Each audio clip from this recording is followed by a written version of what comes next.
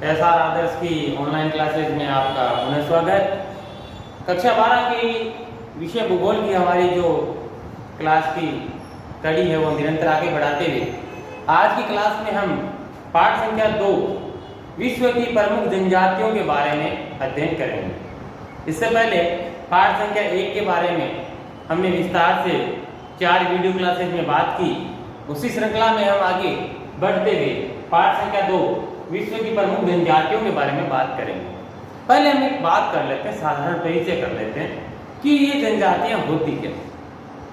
देखिए, आदिम समय से लेकर वर्तमान युग तक मानव ने बहुत विकास किया, लेकिन उस विकास के समय भी आज के कुछ स्थान ऐसे हैं जहां मानव प्राकृतिक वातावरण में जीवन यापन कर रहा है।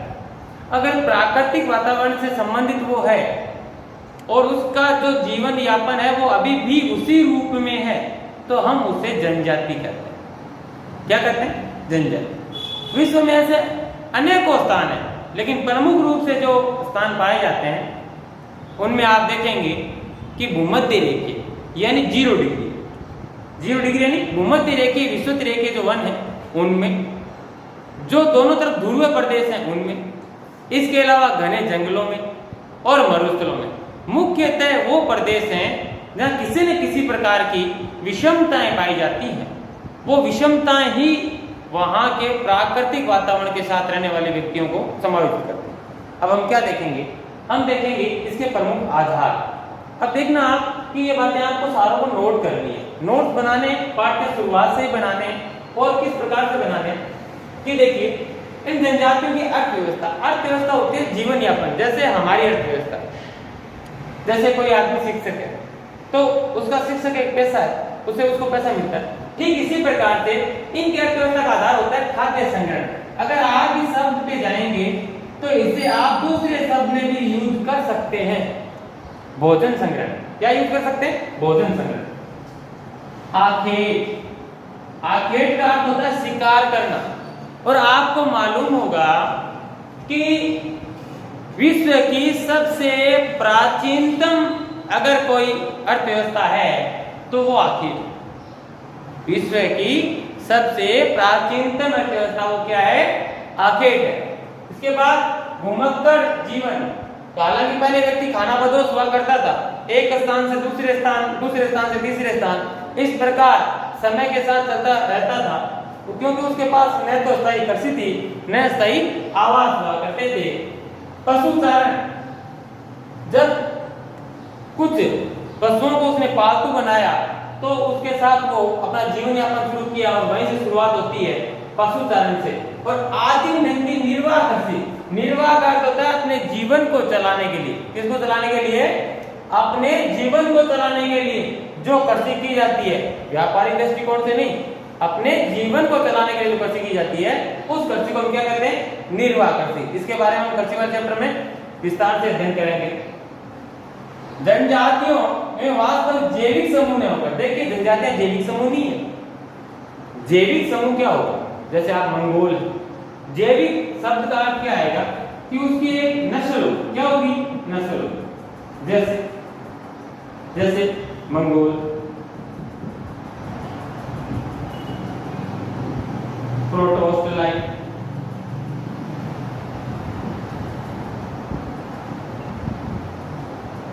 ठीक है, निग्रो। ये क्या है? ये जैविक समूह है। लेकिन जनजातियां जैविक समूह नहीं है। याद रखना, ये जैविक समूह नहीं है। ये क्या है? सामाजिक रीति रिवाजों।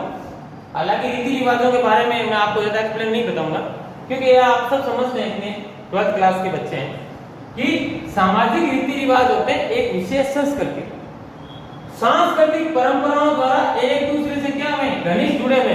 लेकिन इनके जो सामाजिक रीति रिवाज है वो वर्तमान आधुनिक काल से क्या है?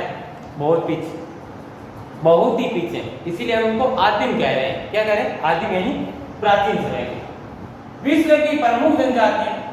अब देखो, विश्व की प्रमुख जनजातियों की बात करेंगे। हालांकि हमारे लेसन में हम संक्षिप्त रूप से बात करेंगे, लेकिन यहाँ विस्तृत रूप से बात करेंगे। तो देखो ध्रुवीय व ठंडे प्रदेशों की जनजातियां, कहाँ की? ध्रुवीय व ठंडे प्रदेशों की जनजातियां, तो उसमें आता है एस्किमो। याद रखना ये सभी एक ही है, लेकिन इनके अलग अलग नाम हैं जगह वाइज। जैसे कहाँ क्या कहते हैं? एस्किमो, सेमोन्स, उन्हें रिपीट कर रहा हूँ, एस्किमो, सेमोन्स, याकूत, चुक्ची आदि। एस्किमो, सेमोन्स, याकूत, चुक्ची आदि। और इसमें से हमारे लेसन में जो दिया हुआ वो है एस्किमो। जस्ट हम इसी के बारे में पढ़ेंगे आगे। विश्व तरह की या भूमध्य रेखा, आपको कक्षा 11 की भौतिक भूगोल में ये बताया हुआ था कि सर्वाधिक वर्षावन या सर्वाधिक वर्षा होती है भूमध्य रेखा। भूमध्य रेखा से 10-10 डिग्री दोनों तरफ का जो क्षेत्र है, वहां बहुत तेज धूप यानी सूर्य की सीधी किरणें प्लस बारिश होने से क्या है? सर्वाधिक वन है। तो उस जगह जो जातियां रहती हैं उससे हम क्या करते हैं? विषुवत रेखीय या भूमध्य रेखीय वनों की जनजातियां, इसमें पिग्मी, याद रखना इसके साथ एक विशेषता जुड़ी हुई है। इस अफ्रीकन जनजाति में सबसे नाट्य गति या सबसे कम हाइट की जो जनजाति है वो है पिग्मी, सेमांग, सकाई। ये मोस्टली कहाँ है? African area. कहाँ है? African area. इसके अलावा बांटू और हॉन्टेटान के बीच में शामिल है। हालांकि भूमध्य रेखा से दोनों तरफ 7 से 9 डिग्री के ऊपर की तरफ रहती हैं, फिर भी हम इनको इसमें शामिल कर सकते हैं। इसके अलावा उष्ण व शुष्क कालाहारी मरुस्थल, कालाहारी मरुस्थल, और कालाहारी मरुस्थल कहाँ है? अफ्रीका, अफ्रीका महाद्वीप में। कक्षा 11 में आपको बताया होगा। उसमें जो जनजाति है वो बुश में है। कौन सा में? बुश में। और इसका भी अध्ययन विस्तार से करेंगे। नेक्स्ट हम बात करते हैं उष्णकटिबंधीय घास के क्षेत्रों। देखो घास के मैदान दो प्रकार के होते हैं, एक उष्णकटिबंधीय यानी जो 0 डिग्री के आसपास होते हैं, एक शीतकटिबंधीय यानी जो 23.5 के पास होते हैं, यानी इसे हम 66.5 डिग्री कहते हैं। अब यहाँ पे एक रहती है मसाई और एक है बल्दू। हालांकि आपको पता ही होगा अरब का जो रेगिस्तान है, अरब का जो रेगिस्तान है वहां पे एक फेमस जनजाति है, उसका नाम है बल्दू। क्या है? बल्दू। यानी जो ऊंट के काफिले को लेकर आज भी वर्तमान युग में भी आदिवासी जीवन जीते हैं वो बद्दू होते हैं। समशीतोष्ण कटिबंधीय घास के मैदान, तो घास के मैदान कितने प्रकार के होते हैं? 2 प्रकार के होते हैं, एक उष्ण कटिबंध का होता है, एक शीतोष्ण कटिबंध का होता है। इसमें खिरकी जनजाति, कौन जनजाति? खिरकी। अब देखिए दुर्गम व पहाड़ी व पठारी क्षेत्रों में, और ये आपको मोस्टली लगभग हर देशों में मिल जाते हैं। जितने भी आपको पहाड़ी या पठारी क्षेत्र हैं वहां पे आपको क्या मिलेगा? वहां पे आपको मिलेगा भील, गौंड, संथाल, मीणा, नागा, इसी प्रकार अन्य। तो इसमें से हमारे पास क्या क्या रहेंगे? हमारे पास रहेंगे एस्किमो। क्या रहेंगे? एस्किमो।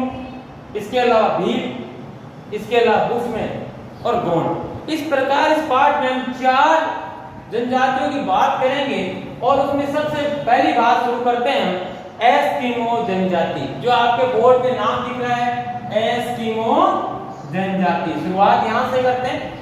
देखिएगा एस्किमो का शाब्दिक अर्थ होता है कच्चा मांस खाने वाला बर्फीले प्रदेश का निवासी। और ये प्रश्न बनता है यहां से एस्किमो का शाब्दिक अर्थ क्या होता है? तो एस्किमो का होता है कच्चा मांस खाने वाला बर्फीले प्रदेश। बर्फीले प्रदेश दोनों ध्रुवों की तरफ होते हैं, लेकिन आप सबको पता है कि उत्तरी ध्रुव की तरफ, उत्तरी ध्रुव की तरफ क्या है? ये लोग रहते हैं। याद रखना आपको, उत्तरी ध्रुव की तरफ, न कि दक्षिण ध्रुव की तरफ। एस्किमो जनजाति मंगोल प्रजाति से, अभी मैंने बात की थी आपको, जनजातियां जैविक समूह नहीं है, सामाजिक समूह है। तो मैंने एक बात की थी आपको कि जैविक समूह कौन से होते हैं। हालांकि आगे बात आएगी माइग्रेशन के समय कि ये है मंगोल प्रजाति से संबंधित है।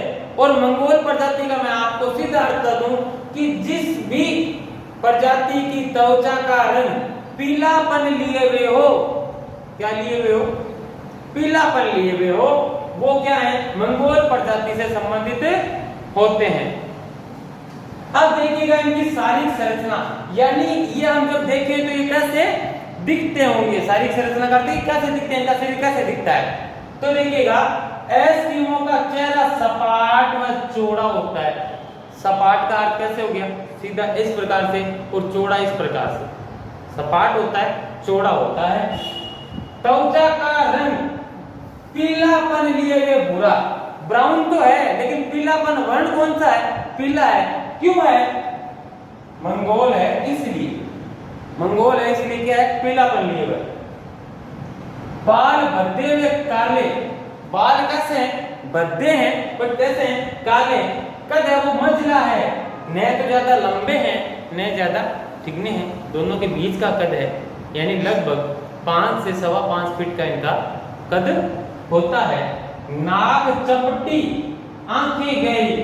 नाक कैसी होती है, चपटी होती है। इसका प्रमुख कारण क्या है कि जिस क्षेत्र में रहते हैं वहां पे आगे जब इनके वस्त्रों की बात करूंगा तो आंखों को ढक लेते हैं, और जब आंखों को ढक लेते हैं तो ढकने की वजह से इनकी नाक बचपन से दबी रहती है तो चपटी हो जाती है, और आंखें कैसी होती हैं, गहरी होती हैं, कथई होती हैं और तिरछी होती हैं। अब देखो तिरछी आंखों का अर्थ है ये जो पुतली की बनावट है ये लंबी चली जाती है, और ये बहुत ही कम पुतलियां खोलते हैं। कारण है बर्फीली आंधियों का प्रदेश है वो क्षेत्र, और साल के 12 महीने ही न्यूनतम तापमान रहता है माइनस के नीचे। अब माइनस के नीचे रहेगा तो बर्फीली आंधियां चलेंगी, तो बर्फीली आंधियां चलेंगी, जैसे अपने राजस्थान में आंधी चलती हैं तो रेत उड़ती है, उसी प्रकार जब बर्फीले क्षेत्र में आंधियां चलेंगी तो क्या उड़ेगी, बर्फ के हल्के कण उड़ेंगे। तो उनसे अपनी आंखों को बचाने के लिए क्या है, इनकी आंखें बहुत कम खुलती हैं। जैसे कभी आपने चीन के अगर आदमी देखे होंगे तो उनकी आंखें बहुत ही कम खुलती है, बहुत कम खुलती है। इसका भी प्रमुख कारण यही। आगे बात करते हैं, इनका जबड़ा भारी, मुंह चौड़ा और दांत सफेद और मजबूत होते हैं। इनका जबड़ा भारी, मुंह चौड़ा, दांत सफेद व मजबूत होते हैं। शरीर हष्ट-पुष्ट होता है, कच्चा मांस खाते हैं, और ये इनको फ्रीज की भी आवश्यकता नहीं होती। इतना माइनस में रहता है कि ये अपना मांस कच्चा छोड़ देते हैं, उसको अगले दिन खा लेते हैं। और पुट्टे मांसल होते हैं, पुट्टे यानी जो शरीर का हष्ट-पुष्ट है वो एकदम मांसल होते हैं। अब हम बात करते हैं एस्किमो की प्रकृति का। एस्किमो की प्रकृति का अर्थ यहाँ ये बात हुई कि एस्किमो के जीवन को जीते कैसे वो, तो इतने दुर्गम क्षेत्र में वो लोग जीते कैसे। तो देखो घोर संकट काल, घोर संकट काल का अर्थ ये है कि व्यक्ति को वहां खाने के लिए कुछ नहीं है, वनस्पति शून्य क्षेत्र है वो, और वनस्पति शून्य क्षेत्र है तो फिर क्या करते हैं, इस काल में जब वनस्पति है नहीं तो खाने को मिलता कुछ नहीं, फिर भी इनकी प्रकृति के देखेंगे आप, घोर संकट काल में भी अपनी स्थिरता बनाए रखते हैं ये लोग, मूवमेंट ज्यादा नहीं करते, गंभीरता और विवेक को अडिग बनाए रखते हैं, और वैसे स्वभाव से कैसे हैं, बहुत ही सरल और हंसमुख प्रकार के हैं। चाहे कितनी भी इनके सामने कठिनाइयां क्यों ना आ जाएं, फिर भी ये लोग कभी भी ये लोग जीवन से हार नहीं मानते। यही कारण है कि पिछले 10 लाख वर्षों से 10 लाख एस्किमो इस क्षेत्र में बने हुए। अब इसके आगे की जानकारी, इनका निवास क्षेत्र है, इनका आखेट है, इनकी भोजन व्यवस्था है, इसके बारे में हम अगले वीडियो में पूरा अध्ययन करेंगे। धन्यवाद।